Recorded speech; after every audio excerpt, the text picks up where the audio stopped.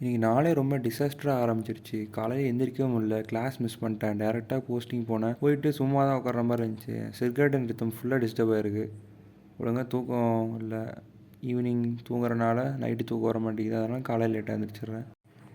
அப்படியே போஸ்டிங் முடிச்சுட்டு ரூமுக்கு போனால் நவீன் பையன் உட்காந்துருக்கான். லீவ் போட்டு படிக்கிறான். அந்த அளவுக்கு போயிட்டுருக்கு. இப்போது எக்ஸாம் ப்ரிப்ரேஷன்லாம் தீவிரமாக போகுது. ஆனால் எனக்கு ரொம்ப ரொட்டீன் டேமேஜ் ஆகிட்டு தான் இருக்குது. மதியானம் கிளாஸ் இல்லைன்ட்டாங்க. ஸோ நான் மறுபடியும் அப்படியே படுத்துட்டேன். அலாரம் வச்சேன், எந்திரிக்க முடியல, வேஸ்ட்டாக போயிடுச்சு. சரி, இன்னைக்கு எப்படியாவது ரன்னிங் ஓடியே ஆகணும். அப்போ தான் சீக்கிரம் நைட் டயர்டாகி தூங்குவோம். நம்ம டாக்டர்ஸாக இருந்துட்டு மற்றவங்களெல்லாம் ஓடு ஓடு அப்படின்னு சொல்லி நான் மட்டும் நல்லா பண்ணி மாதிரி தின்னுட்டு பெருத்துட்டு இருக்கோம். ஸோ அதனால் நானும் இன்னைக்கு ஓடலாம், ஸ்டார்ட் பண்ணுவோம். Back to running. ஒரு 2.5 கிலோமீட்டர்ஸ் ஓடணும். ஜாப்பனீஸ் நாவலிஸ்ட் ஹருகி முராகாமி டெய்லியும் 10 கிலோமீட்டர்ஸ் ஓடுவார். நம்ம ஃபிசிக்கல் பவர் எந்த அளவுக்கு அதிகமாக இருக்கோ அந்த அளவுக்கு மென்டல் பவர் அதிகமாகும்னு சொன்னார். ஓடிட்டு வந்துட்டு குளிச்சதுக்கப்புறம் செம்ம ரீஃப்ரெஷிங் ஆயிடுச்சு. அதுக்கப்புறமேட்டு எல்லாம் சாப்பிட்டுட்டு அப்படியே நம்ம நண்பர் வஜாகத்துக்கு கோல்டு டேப்லெட் ஆகும்னு சொல்லி போய் ஃபார்மேசியில் வஜித்ரமைசினும் அஜித்ரமைசினும் ஏதோ சொன்னான். அதுக்கப்புறம் லைப்ரரியில் பார்த்தா ஒருத்தன் கார்டியோ பண்ணிட்டு இருக்கான். நானும் ஒரு 20 மினிட்ஸ் படிச்சு அப்புறம் என்னோட நாவல் லைட்டாக எழுதிட்டு டே நான் முடிச்சிட்டேன்.